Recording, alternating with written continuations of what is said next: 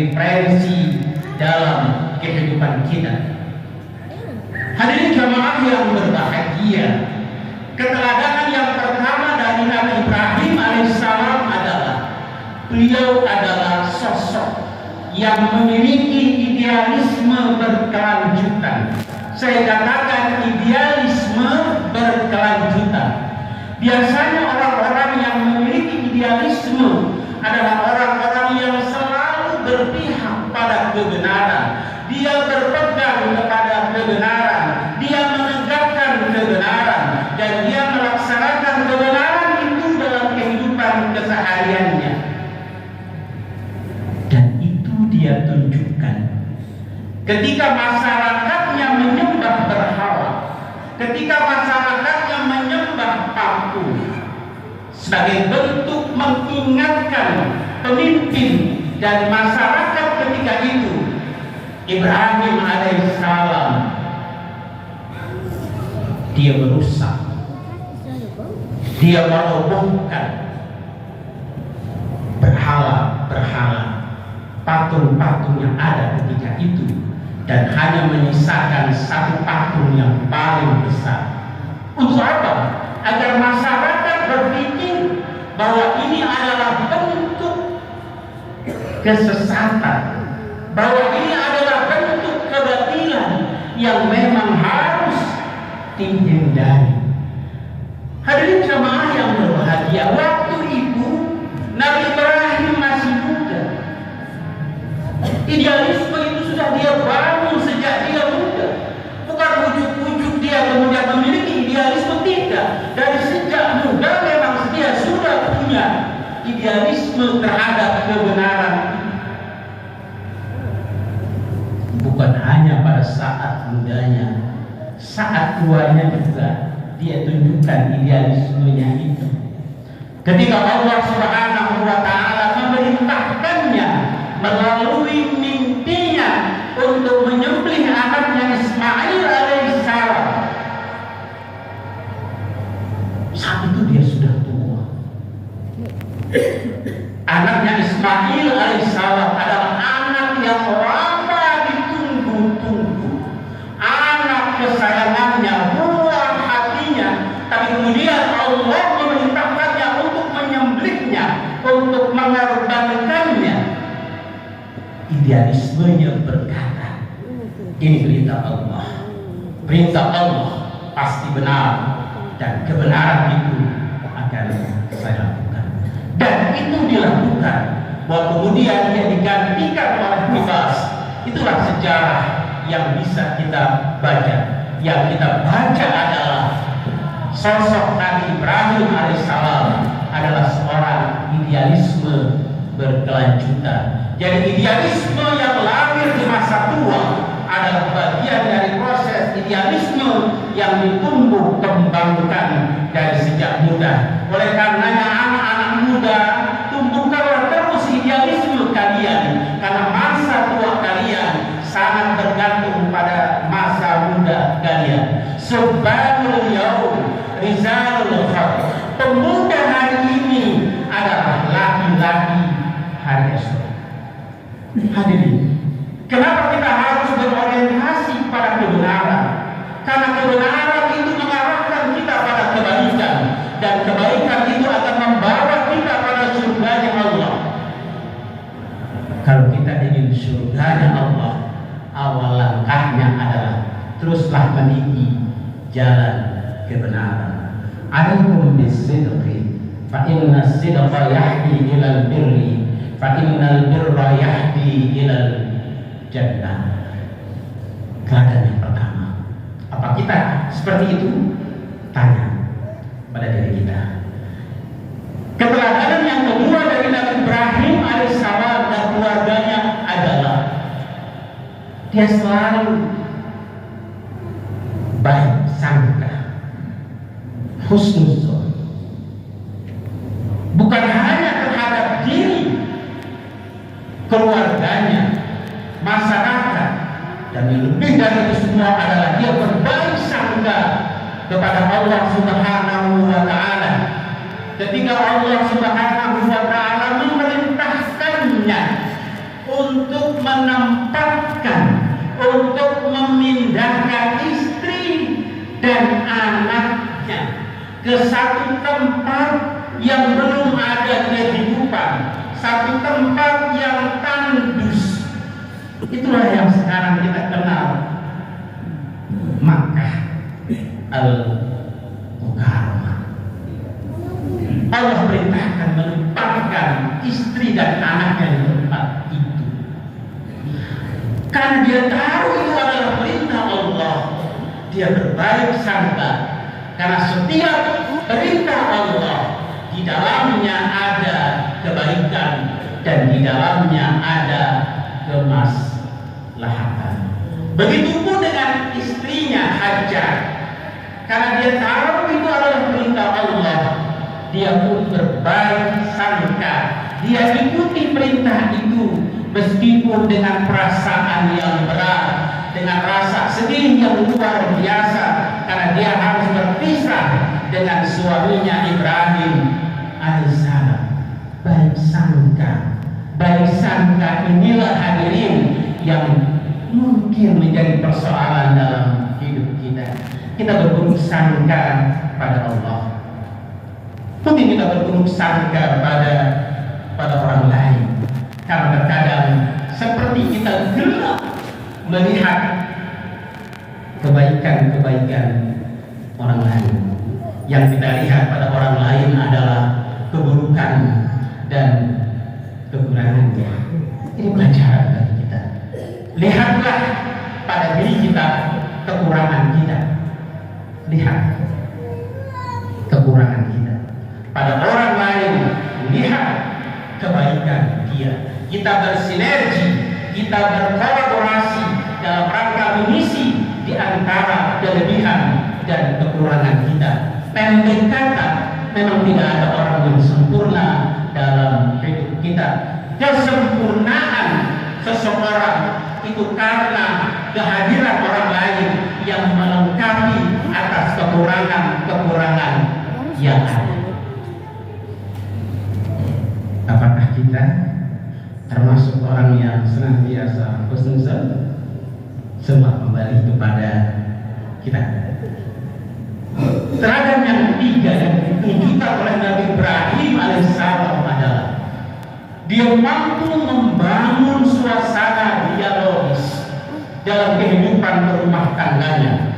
Dia mampu mengembangkan komunikasi produktif di dalam rumah tangganya, dan itu dicontohkan.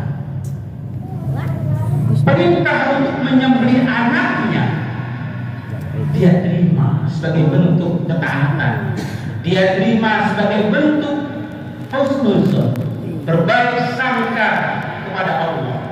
Tapi karena perintah ini berkaitan dengan orang lain, yaitu anaknya Ismail alaihissalam,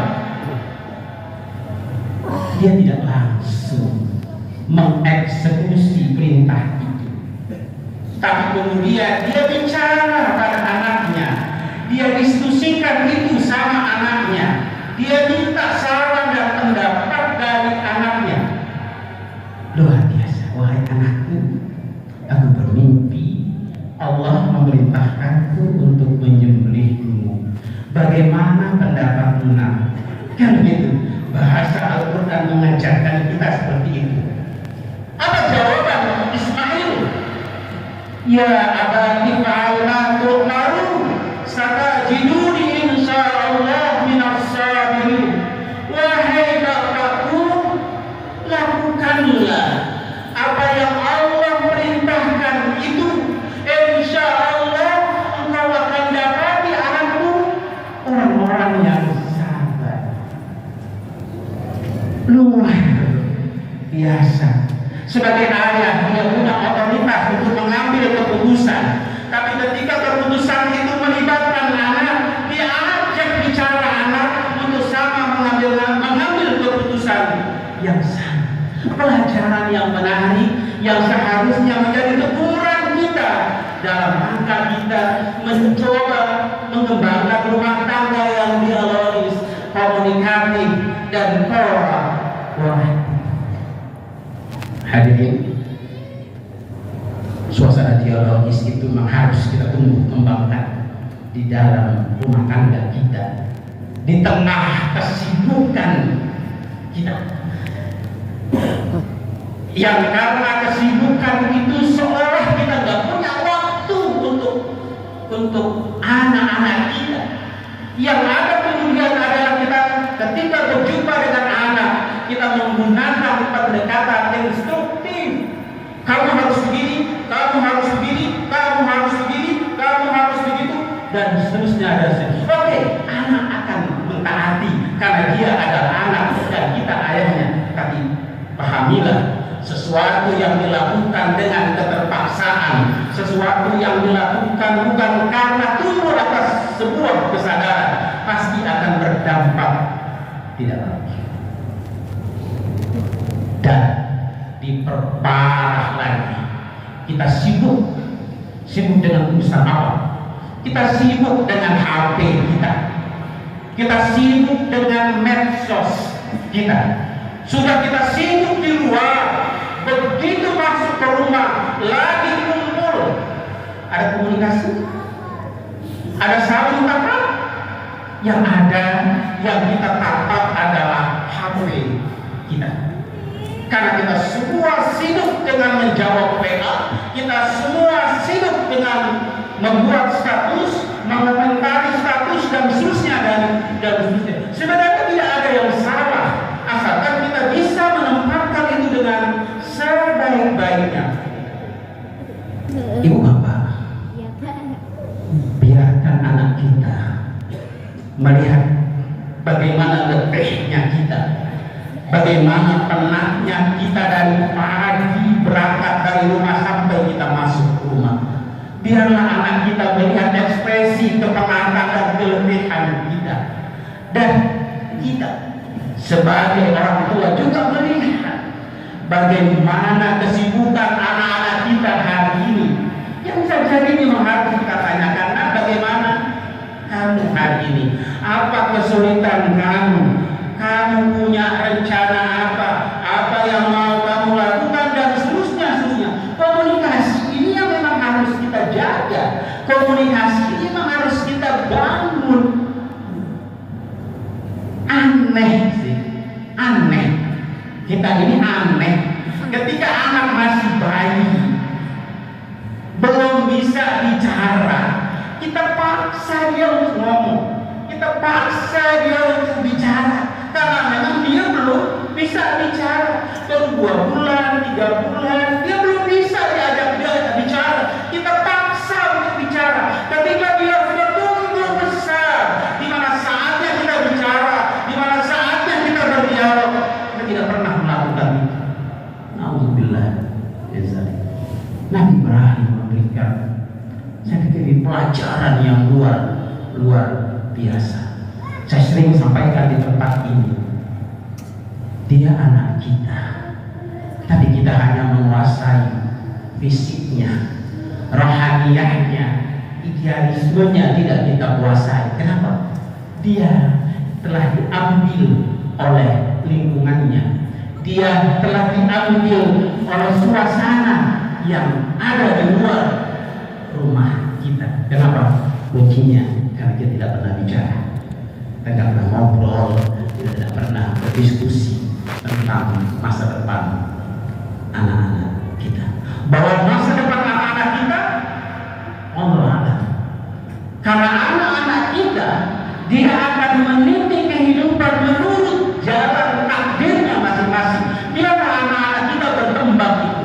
Tapi ada satu hal yang penting, jangan lupa, fondasi keagamaan yang sudah kita bangun sejak dia kecil, itulah yang seharusnya dia pegang, dia rawat dalam dia menata kehidupan itu. Allahu Akbar, Allahu Akbar, Allahu Akbar, walillahil hamd. Keteladanan yang keempat